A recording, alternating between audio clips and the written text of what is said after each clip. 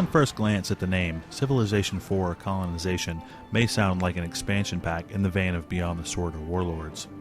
But semicolon or no, this is not the case. Colonization is actually a remake of the classic Sid Meier game from the 1990s, using the upgraded aesthetics and gameplay of Civ 4. The resulting concoction is a stylish and modern game that does not sacrifice the original game's appeal. Anyone who has taken a high school history class will know the basic setup of colonization. You start off with a lone boat full of European colonists off the coast of an unexplored continent.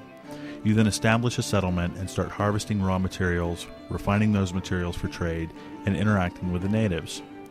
Just like in the original game, it's all about specializing your settlements and balancing the needs of your own people and your colony's need to expand. You can then do things like build roads to facilitate trade, create religious climates to attract more people into your fold, and defend against hostile natives or rival European colonies. From here, the game somewhat differs from your standard Civ experience. Whereas there are a lot of different victory conditions in Civilization, the spark of revolution here is the sole objective.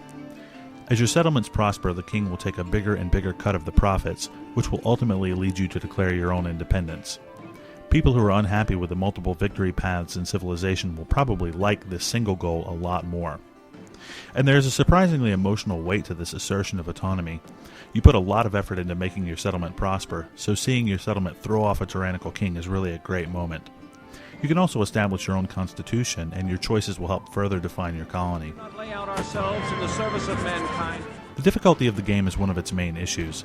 This is not a game that you can win easily the first time. Even if you're an expert at economics, it's very easy to get wiped out if you don't know how to defend against the king's armies. Further, you'll never progress if you can't raise enough revolutionary fervor among the colonists.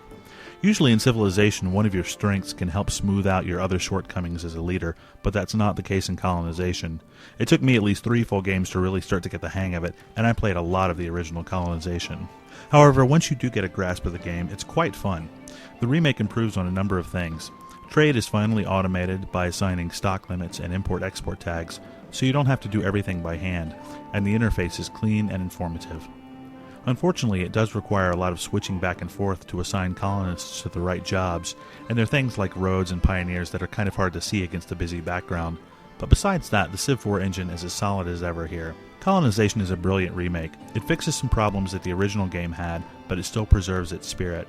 Not every player will enjoy the micromanaging of this game, but this one is very exceptional. If you're not easily scared off by the trials and tribulations of colonizing the New World, then definitely be sure to give this game a look. For the full written review, head over to IGN.com.